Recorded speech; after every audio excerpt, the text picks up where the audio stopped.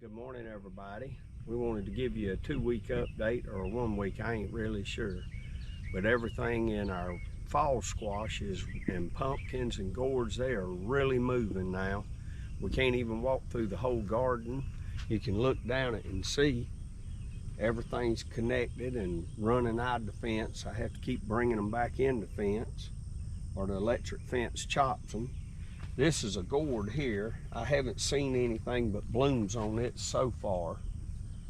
This is the one that makes for the Martin gourds, and then we got another one over here that makes bows. I've seen 2 fruit on it. All right, let's walk through where we can. You can see here, that's our green pumpkin. There's one there and one there. You can't tell. The one on the left was about the size of a softball, and the one on the right, baseball. And you look inside here and you see a lot more going on. You got a lot of male blooms, and if I'll be quiet, you'll hear how happy the bees are this morning.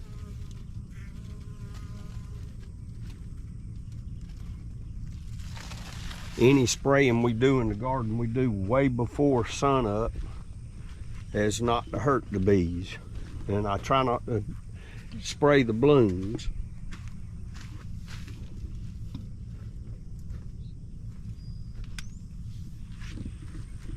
I don't know if I can show you here. A lot of people do vertical garden. This is why I don't prefer it. This is a tap root right here. This vine will put a root down in the earth. It does it on sweet potatoes and anything that creeps and crawls on the ground. And you see a good white one here. It will go down in the earth, and it will give that portion of your vine lots of energy and nutrients. That's why, but we are blessed by God to have enough acreage here that we can do that. Some people have no choice, and I understand that. Because when you want to grow, you want to grow.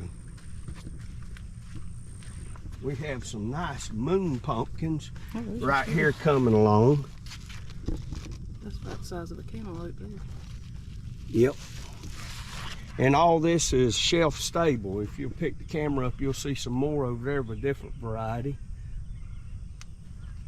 So we don't have to process this, can it, or anything. We just pick it and put it in the house. Here's I think this was a Hound's pumpkin. I can't remember right here.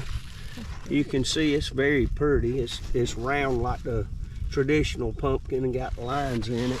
And it'll get about the size of a basketball. And as you can see, we have rust, we have early blight, we have everything. Every disease you can think of.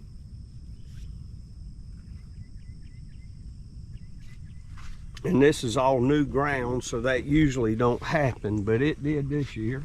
Conditions has been right for everything, but that's part of gardening.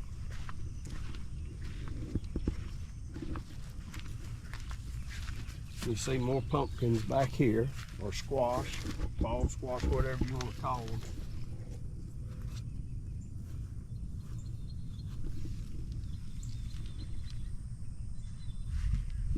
We have the name of all of them wrote down in our journal, but we have this is a different variety. I don't know, you can see these are a long bottleneck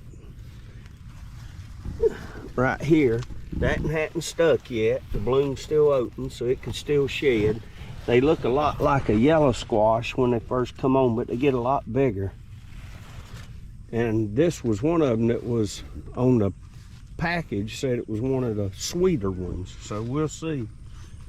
We'll update you this winter when we eat it.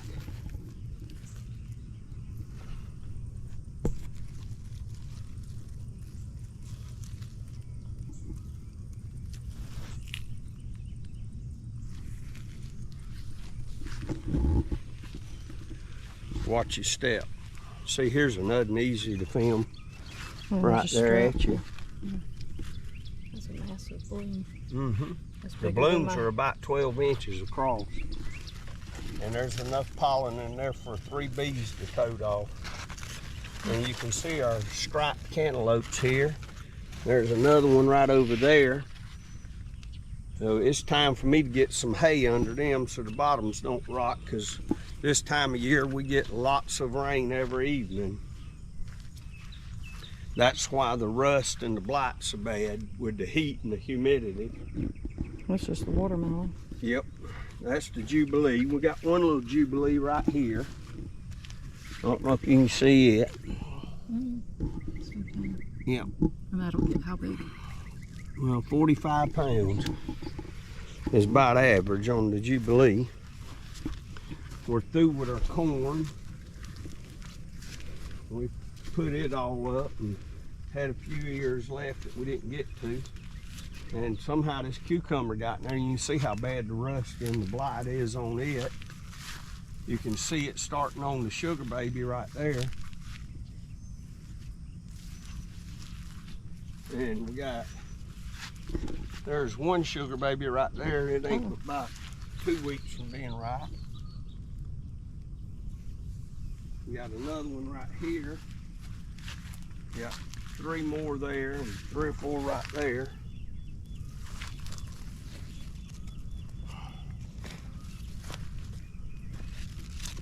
And this over here was an experiment. We ain't really sure, because I couldn't find no information on this. This is called a sugar kiss. They sell it at Sam's, and it is one of the sweetest little cantaloupes I've ever eaten. And my wife saved the seeds from it, and there they are. Yep. And there's several more. It makes quite a few on one hill. I was really impressed with that, but we don't know what it went back to, if it was a stable seed or a hybrid seed, we don't know. And right over here, we've got more. I can't remember this one, but you can see in here we've got several. All these are edible. They're not decorating or decorative. They can be, but they're all edible. I don't plant it if you can't eat it or use it for some function that's beneficial to the family. As you can see, I told you last update, we quit weeding the garden once the watermelons start putting on little melons, so that the vines have somewhere to hold on to, because they got all these little grabbers. If you keep the garden totally clean, this vine in the evening with the winds we get and the downdrafts from the thunderstorms, they'll wind up breaking. Our cucumbers are still making cucumbers, but they have all kind of rust and blight and all kind of stuff, as you can see, but they still making. I picked 20 cucumbers yesterday.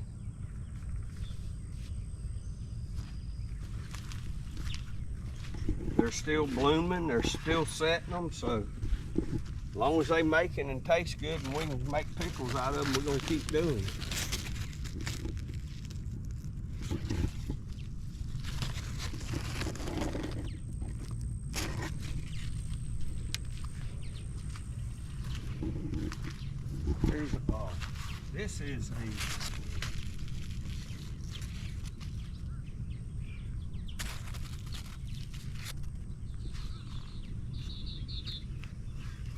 This is a butternut squash here.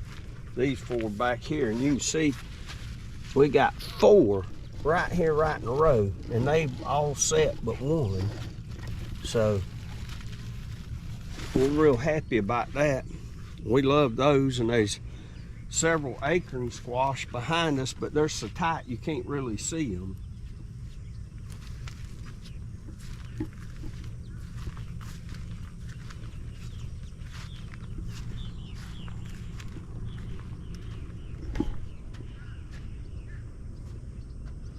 Impressive sunflower. I was talking about the one down there. That one's pretty impressive. Stand next to it.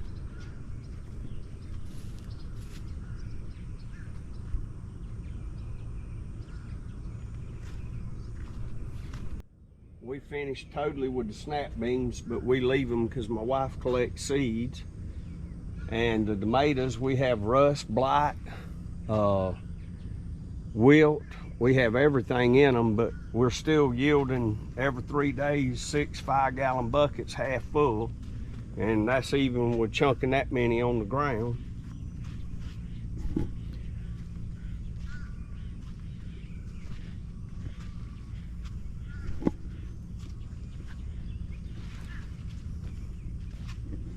Our peanuts have come up real well. We'll get to enjoy some boiled peanuts off them because they're moving right along.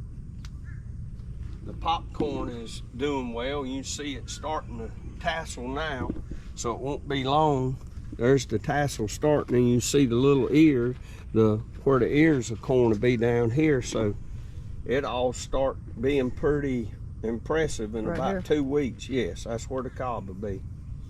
And that's the tassel, and the silk will come out here, and it's a self-pollinator. It has to fall down on itself and just dust itself. If you bump corn going through, you'll see what we mean.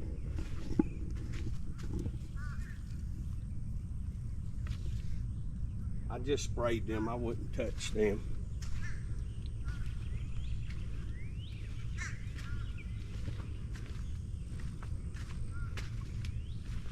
Now that's what the wilt looks like. It was doing real good. It looked like somebody just come along and poured hot water all over it. But that's part of it.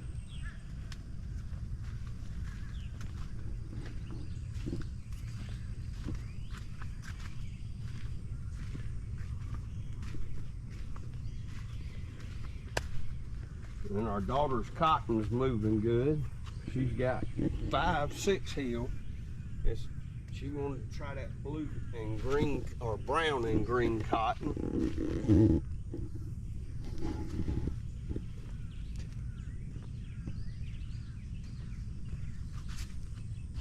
Don't touch the peppers or the okra. It just got sprayed this morning too. And we were late getting the peppers in, so they're late making. But we also have nematodes right through here in the garden. That's why there's such a large space, and that's real bad on okra. And nematodes will work that over, and I don't treat for that. So that's just gonna be what it'll be. But we still have enough to pick it every other day when it goes to making that we'll have all we can eat this winter.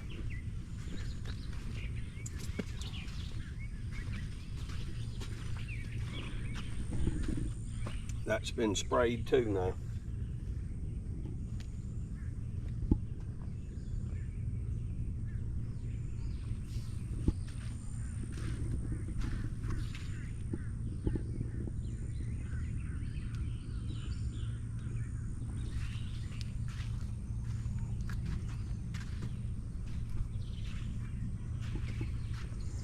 You can see here the nematodes attacked that one about a week ago.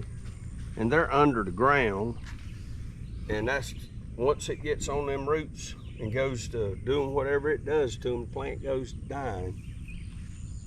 But that's part of the misshaped leaves and everything on the okra.